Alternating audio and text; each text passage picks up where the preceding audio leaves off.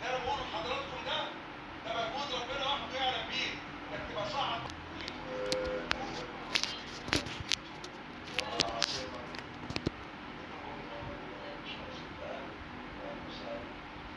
بسم الله الرحمن الرحيم. وقل اعلموا فسيرى الله عملكم ورسوله والمؤمنون.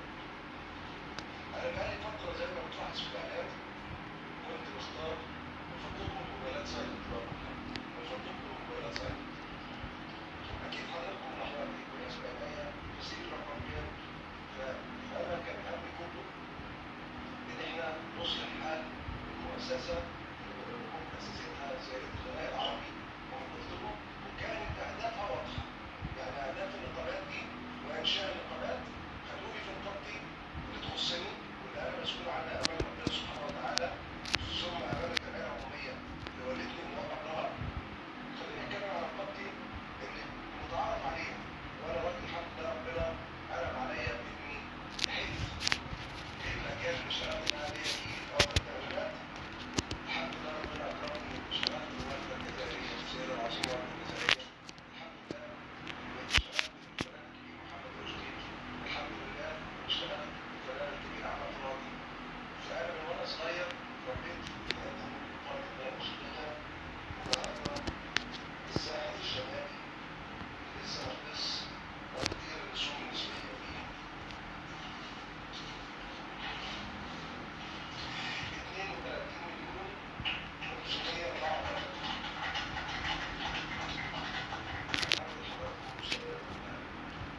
احنا لسه الساحل ما قفلناهوش، واحتمال يبقى الاسبوع الجاي او بعد ان شاء الله. لغايه النهارده وصلت الساحل الشمالي 32 مليون و584,500. الرسوم النسبيه دي يا جماعه، الرسوم النسبيه دي اللي قررت تطبق على العمر العائد 2%، على العمر الملتزم 10%، على الاجنبي 20% من الاجر. كنت دايما بقول في كل برامجي ان السرقه هنا في نقابه المياه الموسيقيه ما بتكونش سرقات مستنديه، يعني ما بتخشش فلوس الخزنه بايصالات وبعدين تتسرق. لا، السرقه ليها انواع تانيه خالص. ولو واحده بتغني، طب تغني، عايزه تغني تعالي بكام؟ فانت عامل بكام؟ يروح يغني ببلاش، تروح تغني وتاخد فلوسها. الكلام ده حصل والله والله والله مع تقريبا نص فنانين مصر كانت بتاخد الفلوس كده. كانت بتدفع نص فنانين مصر كانت بتاخد الفلوس كده. كانت بتدفع رسوم نسبيه وما تعملهمش ايصال بيها. في نقابه المياه الموسيقيه دلوقتي ما عادش الكلام ده خالص. الحكايه بقت لله، وزي ما قلت في الاول بقولها لحضراتكم في الاخر: اللهم جازينا بما فعلنا. اللهم جازني بصحتي واولادي وحياتي بما قدمت في نقابه المياه الموسيقيه، سواء كان خير او شر. اللهم جازني يا رب. طيب، من ضمن المبادئ اللي انا متربي عليها واللي انا كنت بقولها لزمايلي ما بخبيهاش، ان انا طول عمري عندي المتخاذل فاسد والسلبي فاسد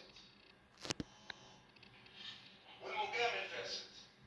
يعني على الترابيزه دي هنا علمتها 30 مره. اللي مش قد انه يدير امور الناس يسيب الكرسي لغيره. اللي مش قادر يقعد عشان يعامل ربنا في الناس اللي تعبانه في الشارع دلوقتي، اللي بتشتغل ليل نهار، او الكبير في السن اللي ما عندوش وسيله خالص غير البيت ده يعينه على الحياه ويساعده على الحياه. اللي مش قادر يمشي، اللي مش عايز يشتغل يمشي، اللي يشوف باطل ويسكت عليه يمشي. البلد في حالة اقتصادية صعبة جدا جدا جدا. لو كل مسؤول راعى ربنا في المؤسسة اللي هو فيها، والله البلد دي ما تعاني. البلد دي الوحيدة اللي فيها بتاع حمص الشام بيعرف يكسب. أنا لفيت بلاد العالم ولفيت الدول العربية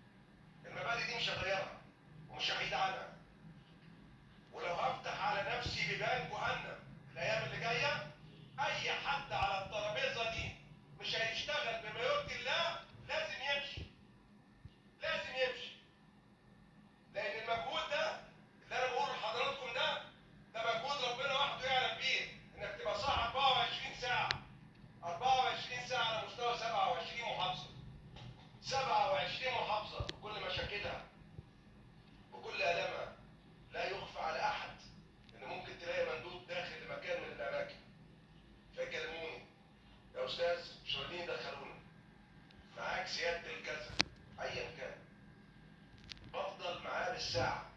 يا فندم دي حقوق النقابه، دي مش اتاوه ولا جزيه، دي حق نقابه، من فضل حضرتك ايا كان مين. بنطلب كل الابواب، كل الابواب. انا مش عارف افضل قاعد متني كده عشان شد السلك، يعني كده حرام بصراحه. قانون النقابات افضل علب مولد النبي صلى الله عليه وسلم، اخترنا ان زملائنا تعيش احسن ظروف واحسن طقوس. مفيش نقيب بيعملها خالص ولا في رئيس مجلس اداره حاجه بيعملها. انا فضلت مع الاستاذ عماد والاستاذ اشرف، كان الفكر ان يتعمل زي السنه اللي فاتت. طبعا اتاخرنا الوقت الزملاء فيه ما خدوش، مش هقدر طب انا اعمل ايه طب بتاع.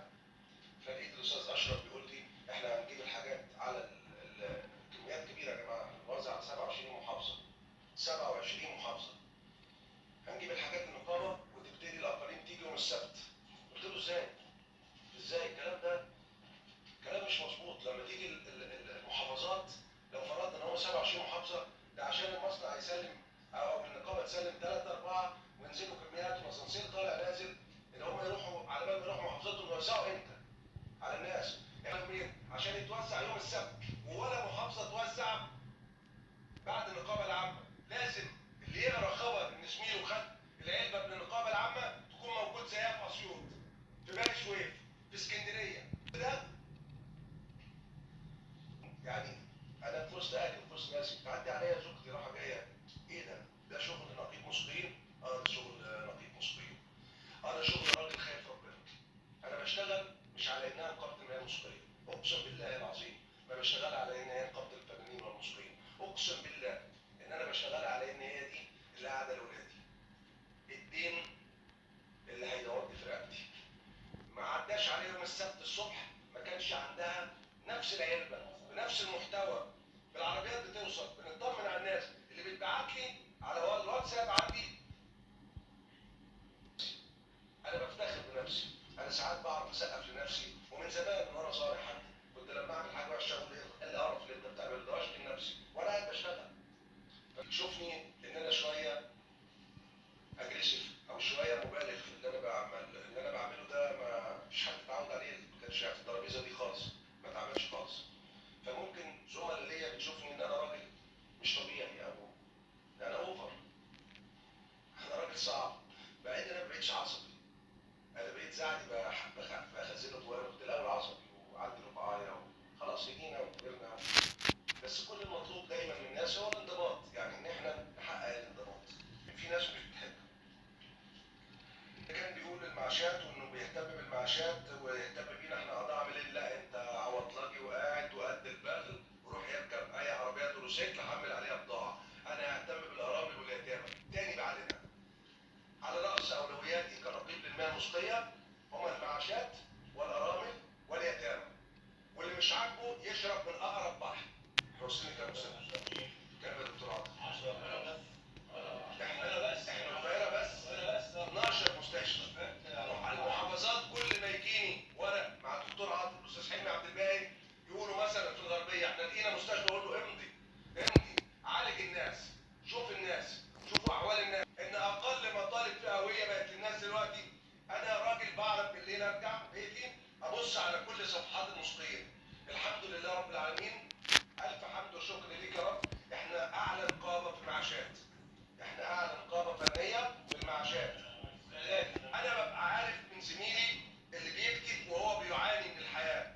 الحمد لله رب العالمين، طول الوقت انا وزمايلي بسعى لان انا ما اقراش بوست لزميل ليا بتقهر مكانه.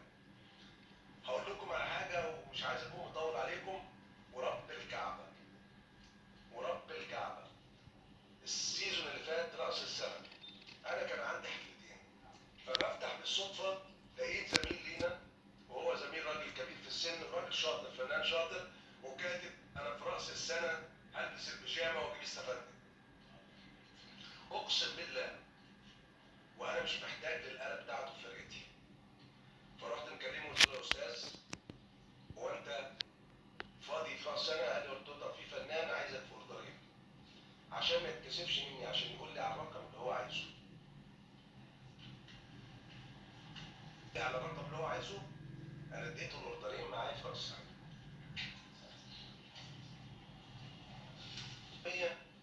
منه. كانوا نجوم مصر والعالم العربي. ما كانت شعبة المهرجانات. الموارد ما كانت شعبة المهرجانات. الفن يا جماعة زي أي حاجة حصل لها متغيرات صناعة. كم حد في الزمالين الواقفين أو السادة الإعلاميين أو الصحفيين أو أصحاب المحتوى، كم حد عارف إن طول عمر كانت القناة الشرعية للأغنية هي الكاسيت والسي دي؟ الكاسيت والسي دي. الرياضة كان الاستاد والقناة الأولى والثانية والخامسة، ولما اتفتحت النايل سبورت مثلا.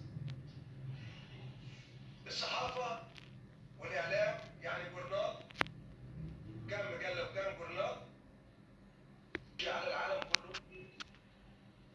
وسع من نطاق الناس اللي بتغني. في ناس كتيرة جدا بتتهمنا على صفحات الإعلام وكأن كل حد من اللي بيغنوا دول كانوا خد تصريح. لا، الحكاية مش كده والله. اللي خد التصريحات فئة معينة. أنا مش مسؤول عن كل اللي بيتعمل ده، وده يوجب عليا إن أنا لازم أفعل دوري اللي في جلسة خاصة في شهر رمضان شهر 3. كانت ليا جلسة مع الدكتور خالد عبد الجليل مدير عام الرقابة على المصنفات، وطالبته رسميا قلت له يا دكتور خالد